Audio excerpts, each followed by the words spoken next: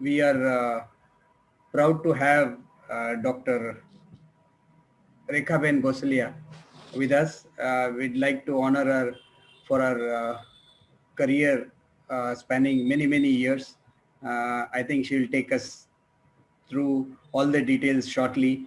But basically, honoring our stalwarts was started last meeting as a mark of respect for our seniors, to acknowledge their experience, pay our tributes to their expertise, and remember them and learn from them. So this meeting, it will be Dr. Rekhaben Gosalia. We'd like to know more about her and her work, and also pay our small tribute to her in this fashion. So in the early years, Dr. Rekhaben Gosalia was born in 1946. That means she's 75 years old now, in a very reputed and educated family of Rajkot. Her maternal family of Vikram Sarabhai, the famous space researcher and physicist, belongs, she comes from that family. She lost her father probably before her birth, unfortunately, and was raised by her mother, who is a well-known social worker. And yesterday I came to know that her house is on Sir Harilal Gosalia Marg, which is named after her father actually, and that is no mean achievement, because to name a road on somebody's name is a huge thing. Way back in 1970, she did her MBBS from Lady Hardinge Medical College, Delhi. Amazing, because it's one of the best colleges, at least at that time, I would say. And then she did her ophthalmology from MNJ Regional Institute of Ophthalmology under Professor Dhanda. Regarding work, she started initially with a one-year stint in Veernagar, I think, with under Dr. Advaryu. Then she she got her job in GT State Eye Hospital, and she worked there for nearly 30 years. She was medical superintendent there from 1993 till her retirement. She was promoted to Padma Korba General Hospital also in the last 1 or 2 years of her career. She has done a lot of work at GT State, established the eye bank, expanded the eye department with a lot of donations for setting up a lot of equipment which was not coming through the government. She helped to organize surgical workshops in Gujarat Ophthalmic Conference in 1990s. And I believe that was one of the first live surgical workshop organized in a Gujarat Ophthalmic Society meeting. She never thought of private practice as long as she was working in government or till her retirement, because her aim has been to serve the poor and needy. She has done lots and lots of community work and camp services throughout her career. She did go into private practice with Dr. Solanki for some time, but that was well after she retired from government service. She now lives with her daughter Shreya. This is her picture, and we had the good fortune of meeting her last night and handing her a memento to mark this occasion. Suketu and myself were at her home, and I must say it is full of culture and artifacts, really almost like a museum to visit her house. This is what we would like to remember, and a small token of memory from us. I would now invite Dr. Rekhaben to share her wonderful journey and talk to us about her career and give us some wisdom from all her years. Ma'am, please. Congrats, great presentation by Dr. Dhruv, Dr. Devyani and Dr. Balda. And thank you so much, Dr. Porwal, for your kind words. Let me confess at the onset that I have never been a very intelligent or bright student. I was very ordinary. And this is not only my success, but the support and power I received from my people closest to my life, my family, was a critical and essential factor in all my achievements. God has been very kind and generous to me, and all throughout my life, I have thanked Him to have blessed me to be a part of the family which is very much cultured and has with lot of values. Uh, my I learned how to I learned to say the truth from my grandfather. When I started reading and writing, he gave me a diary in which I had to write the what all lies I said during the day, and he would check it the next day. I was very honest to admit my lies, and gradually I improved, and to the point that I would never tell a lie. And in this regard, I'll tell you a very funny story, a funny incident. Um, some guests had come to our house, and while leaving, one of the guests told my mother and complimented her for making delicious sweet dish. My mother accepted it readily and hiding the fact that it was from the bazaar. So I at once jumped in to contradict my mother and told the guest that my mother is telling a lie and it is from outside. None of my elders scolded me that time because this was the result of their teaching to me. But the next time the guest came, everybody made sure that I would keep my mouth shut. My mother has been the greatest inspiration in my life. It was just because of her that when I was at the helm of my career, I never started private practice. I never wished to earn more to become rich. And I never indulged in any corruption, even when a grant of worth lakhs of rupees was at my disposal. And actually, basically, I was a very nervous person. I didn't have faith in my own capabilities, and I was never ambitious. But my mother trusted my abilities more than me. She inspired me and infused confidence into me and actually pushed me at times. I owe all my success to her, and this honor you are giving me, actually she deserves it. So I accept it on her behalf and dedicate to her. I have very fond memories of my childhood. I was most of the time playing outdoor games like Kho-Kho, Langdi, Santa Kukri, and I went to school at the age of 7 years and never did any preschool. At that time, we used to write on slate and chalk. And the maximum homework I used to get was to fill up both the sides. Then I would hold it in my hand, the slate, and take it to the school, because if I kept it in the bag, the writing would get wiped out. There was no English medium school at that time in Rajkot, except for the boys' Rajkumar College. And even today, I hold all my school teachers in high esteem for teaching me the values in life along with the academics. I don't remember since when I dreamt of becoming a doctor.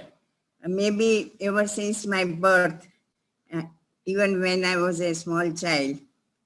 When I was in 9th standard, I took a vow that I won't have tea unless I become a doctor.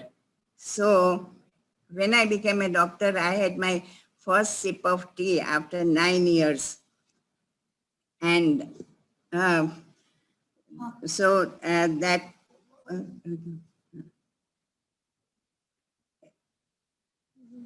Sorry, I got distracted. You kept up my pledge.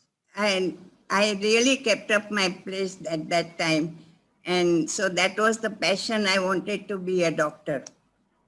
I did my undergraduation in Lady Harding Medical College, Delhi, and I consider it the best period of my life.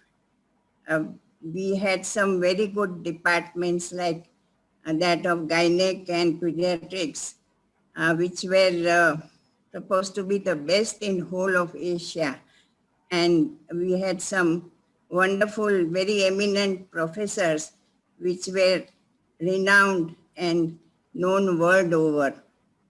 I learned lessons of hard work and devotion from all my teachers there. At that time, of course, it was very tough to have so many do's and don'ts, but now when I look back, I realize that those restrictions and control helped me a lot and added to my success. During my undergraduate studies, I never thought of becoming an eye surgeon. It was just by chance, just one development that made me decide that I'll be an eye surgeon. It so happened that during my internship, I had to go for posting in the eye department. And one of my very close friends had just finished her posting there. So I asked her how the department is, what all questions they asked. And she told me everything in detail. Hi, sir. Civil. And Yes, what happened that luck would have it that the doctor who was conducting the clinic asked the same question, so I could answer all of them. And the professor took instant liking for me. And over the time, I became a pet student. So the more she gave me preference, all the more I wanted to prove myself. So I took a lot of interest in ophthalmology and decided, and I was determined to be an eye surgeon. I am really grateful to Dr. Matthews for being a deciding factor and making me realize where I belong to. I did my postgraduate studies at MNJ Institute of Ophthalmology under eminent Dr. Dhanda. He was a brilliant surgeon, but a hard taskmaster. And I consider him my greatest guru. Throughout my practice, I have always been grateful to him for teaching us the basics. He always said that unless your foundation is strong, you can't build any structure on it. And he, along with academics, he also taught us to be kind and very devoted to the patient. While taking a post-operative round, if we didn't know the name of our patients and had to look into the file, he would just ask us to leave and get out. Even while giving facial and retrobulbar injections, he insisted that we inform the patient and explain to the patient that this prick would be little painful. All these small gestures and concerns help a lot to form a rapport with our patients. My another guru was Dr. Adhwari of Veernagar, where I started my surgical training. Both Dr. Dhanda and Dr. Adhwari were great stalwarts, but very different. Dr. Dhanda always gave preference to quality work, while Dr. Adhwari took a lot of interest in community service. As in charge of the camp at Veernagar, I traveled from Rajkot district to many other districts like Amreli, Bhuj, Bhavnagar, Junagadh, and conducted camps over there in rural areas, along with the staff of the Veernagar Hospital. We used to have very hectic schedule. Get up at 4 o'clock in the morning, be at the operation theater at 4:45 for the prayers, and start the operation at the dot of 5 o'clock. The operative session would last late till in the evening with only just 2 intervals for breakfast and lunch, but it was a great training to me. I started my independent practice when I joined Government Eye Hospital as Class 2 medical officer with 900 rupees per month pay, which was quite enough, and I was quite happy about it at that time. It was the time when not many lady doctors took ophthalmology. Most of them preferred to be either anesthetists or pathologist or gynecologist. So my patients, when I joined, were not used to seeing a lady doctor as an eye surgeon. After consulting me, they would straight go to the peon and ask, "Mota Sahib kya hai?" We would like to show our eyes to him. But luckily, I was able to win over the confidence of my patients.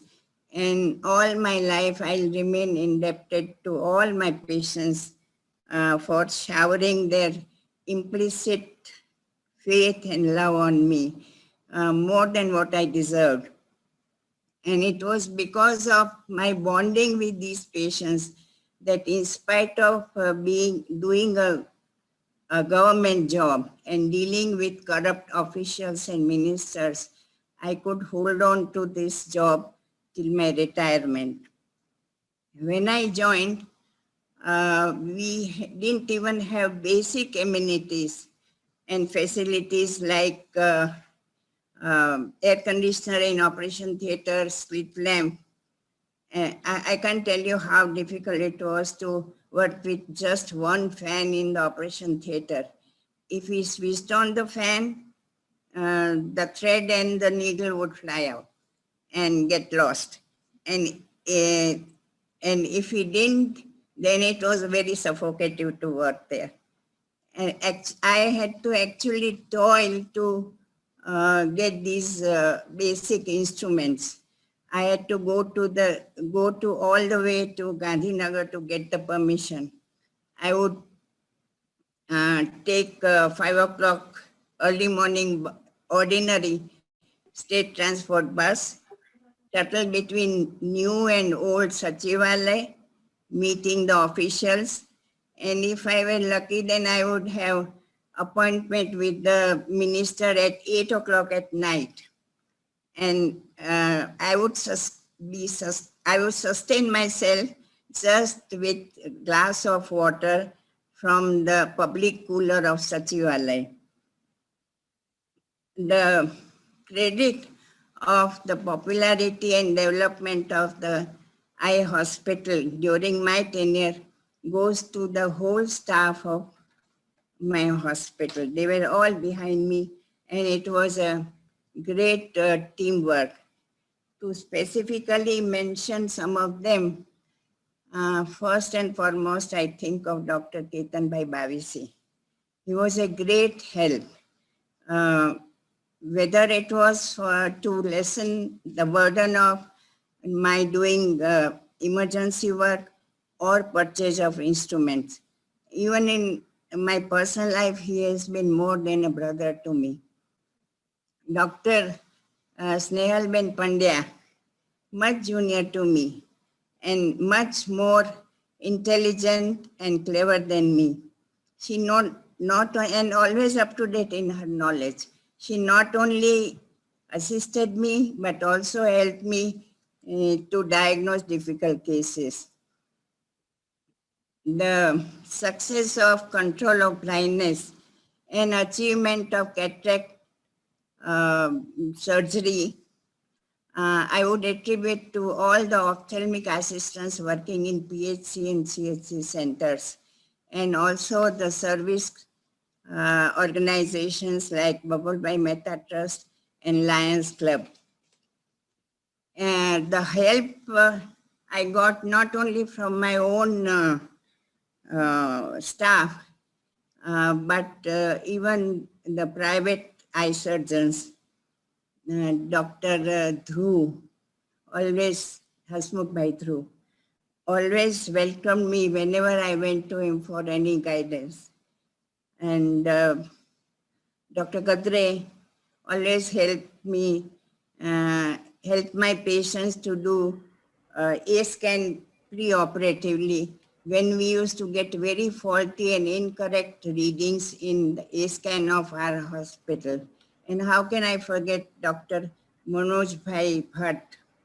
He was very generous whenever I consulted him for a retinal patient. And my sense of gratitude won't be complete without special mention of Dr. Balda and Dr. Kishore Bhai. They were both very active academically, and it was thanks to them that we used to have monthly clinical meetings when there were numbered eye surgeons. There was hardly any fund in the society, and we used to hold these meetings at one of the members' houses. And they also proved their ability as very excellent organizers. When the Gujarat Ophthalmic Conference was held in 90s in Rajkot, and it was attended by eminent doctors like Dr. Ved Prakash from Delhi and Dr. Maskati from Mumbai. Not only personally, but professionally also, they were always there to share my personal loss and grief like a family member. I pay my tribute to departed souls of Dr. Dhruv and Kishore Bhai, and we really miss them. Last but not the least, I would like to thank my daughter Shreya, who right from her childhood adjusted my not being with her when she needed me the most because of my professional commitments. And it has been a very exciting and amazing experience for me to see the evolution and revolution in our branch. When I was a student, we used to do intracapsular cataract extraction with a forceps, no stitches, eye bandage 3 days, both the eyes, and 5 days, one eye. So the patient had to be hospitalized for at least 1 week. And then came the gutter scissor section with non-absorbable sutures and cryo extraction. And when I left my practice, it was phaco-stitchless surgery, small section, and no prick of facial or retrobulbar injection. And another revolution was refractive surgery. When I was a student, I distinctly remember my professor always saying that all of you cannot be good surgeons. So you better concentrate on your refraction. At least patient will come to you for prescription of glasses, if nothing else. So, but it doesn't hold true today. No patient wants, all our patients want to get rid of the glasses. And the refraction also at that time was so cumbersome, lengthy. We used to do it in dark room, and with the help of mirror and the lamp, and follow the shadow and decide which lens the patient would be requiring. And we had to dilate all our patients for refraction. So the patient would have difficulty in the eyesight for almost 2 days if we put hometropine. So when I look back, I'm quite satisfied with my professional journey, and it's a story of a very ordinary person with a lot of love and passion and devotion towards her profession and the patients. Financially, I may be the poorest eye surgeon of the town, but the bounty of blessings of million of patients make me feel very rich. And thank you all for your sentiments. And it's a huge honor and privilege to receive your appreciation. Thank you. Thank you, ma'am. Lovely words. We can feel that you have put your heart in your words. And it's been such a pleasure knowing you and having you on this day as a special tribute for you. And what I would like to now do is put up some pictures to refresh your memory. And I would like you to talk us through some of them so that you can share your anecdotes and your memories which come with those. And I must say, ma'am, your English is impeccable. And at 75, you have been speaking like a real speech writer. Thank you. Thank you. I'm really touched. Ma'am, this is a photograph. Yeah, I'd this like was to... donated by my mother, the autorefractometer. I forgot to Okay. mention that. I told you that refraction was very lengthy, cumbersome, and so now we have this instant instrument where we can find out the refractive error instantly. This was donated because the government won't give it. So I requested my mother and she donated the instrument to our hospital. And this is with the staff. A lovely looking ma'am in this. Yeah, everybody looks, when you are young, you look nice. Thanks. This is with the sisters and head of their head. Right, matron. Yeah, right, nice. This is my mother, Kamla bin Gosalia, and my elder daughter, whom I lost when she was 4.5 years old because of brain hemorrhage. Shri. This was at the inauguration of Rajkot Ophthalmic Conference held recently. Recently means, I think Dr. Gadre was the president and I was the chairman. Right. I don't remember the date. Right. Yeah, I remember everything of, very fast. Yeah, ago. But this was all other doctors should be able to say when was it. I think this was 2001. Maybe. Yes. This is I was in an eye camp. Yeah. Don't remember where it was. Right. It was a great honor by Morari Bapu. Yes, we can see him felicitating you. Looks nice. This is after joining Dr. Solanki for my private practices. I forgot to mention that I'm really grateful to Dr. Solanki for all his cooperation and respect he extended to me during my private practice and my joining with him. We used hold eye camps even in our private practice. Right. This is, I'm examining a patient And the ward rounds maybe. ward round, yes. This is a celebration of either 26th January or 15th August at the terrace of the hospital where the whole staff had assembled. Right. Fond memories, Nice. very fond memories. This also ophthalmic assistants, doctors of eye hospital, director. Yes, the department Yes. faculty.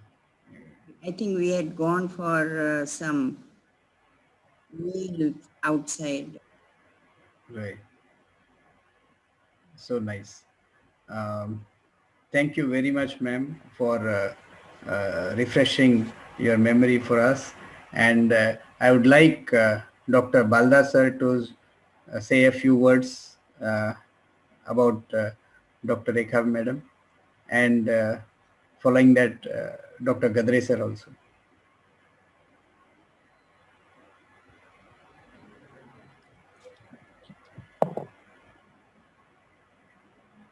Sir, you have to unmute Balda sir.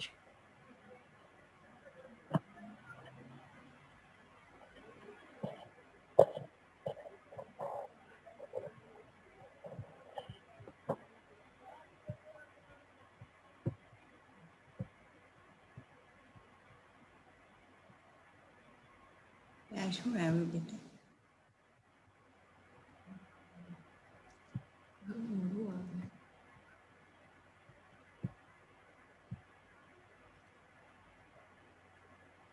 Yeah, right.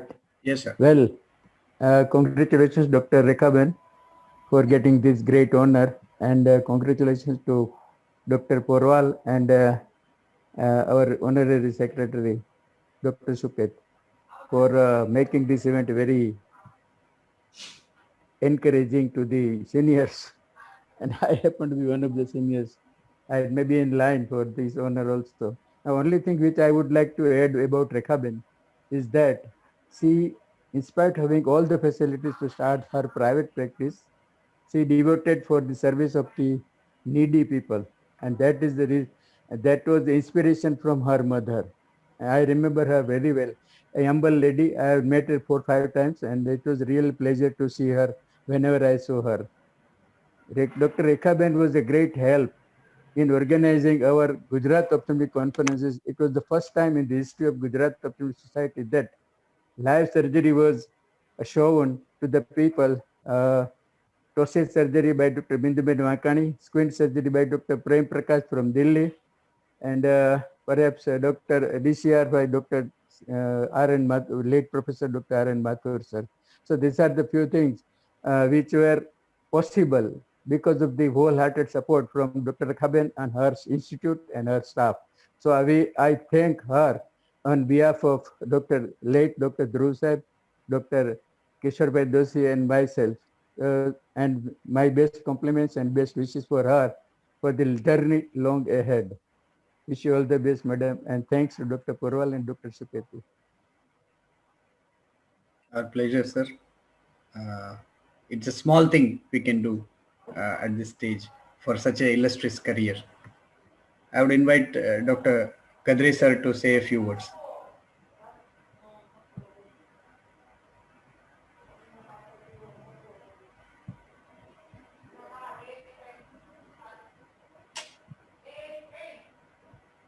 Yeah, Rekhaben, congratulations for getting this award from the society, and I must thank Dr. Porwal and Dr. Suketi for organizing this.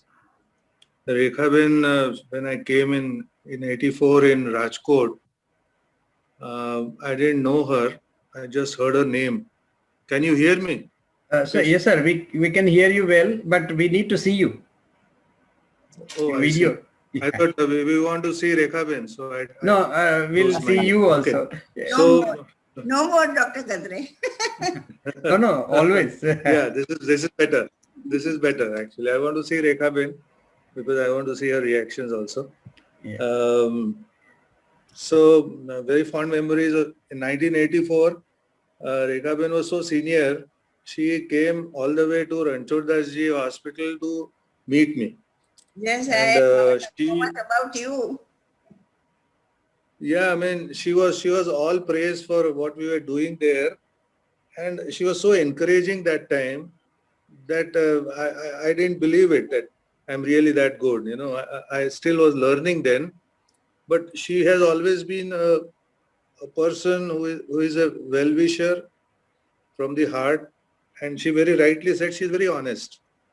She would, I mean, we tend to, hide our drawbacks and all that, but she would openly tell you that this I don't know, this I cannot do, please do this for us. And, so that speaking the truth and very humble about what she was doing, which always struck us and, and made us feel that one should try to be like that. Be truthful to your patients, do whatever best you can do for them, and irrespective of the number of patients you see, keep your calm. Another person, her mother, was again a great lady actually. She was royalty in the true sense. When you met her, you suddenly felt very, very respectful towards her, and and there are some people you like to touch their feet, as you see them. They are not only elder to you, but they look very wise. And she was also extremely, extremely nice and praising all the time for whatever little we did during that time. So Rekha Ben has been a great pillar of support for me. And though we don't meet frequently, but my feelings for her remain. And I'm so happy you spoke so well, madam. It was nice listening to your talk, memory down the lane. And as Mukesh very rightly said, impeccable English and the old, Victorian English, I would say. And so happy to see you, and God bless you, and enjoy your good health always.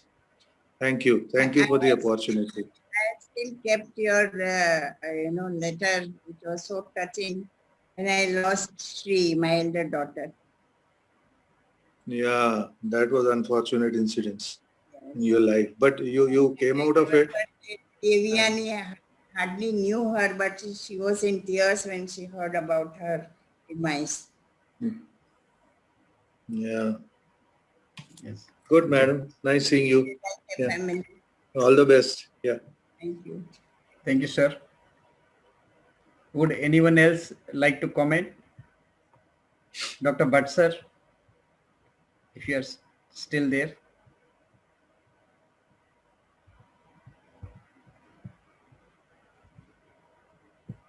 Ma'am, it has been such a pleasure really to know everything starting from your younger days to the later years of your career.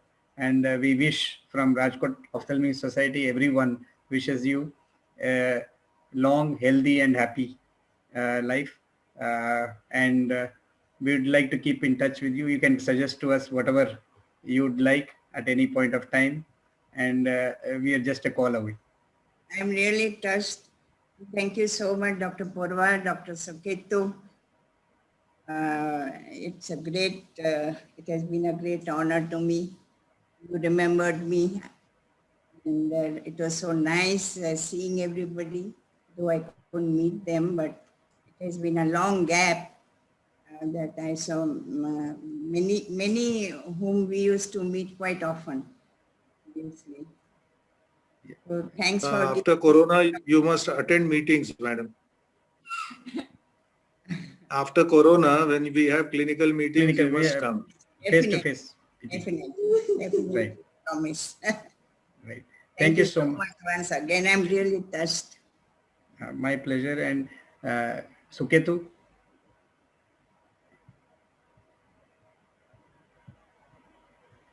Yes, it was definitely a nice meeting, and it is very nice to see our senior people remembering old days. It gives a very good vibes actually. Um, Thanks for speakers who presented case, and we hope some more cases coming from our society. We are lacking that enthusiasm actually. Porwal sir is doing very hard work behind this. So we actually need some more cases from our society.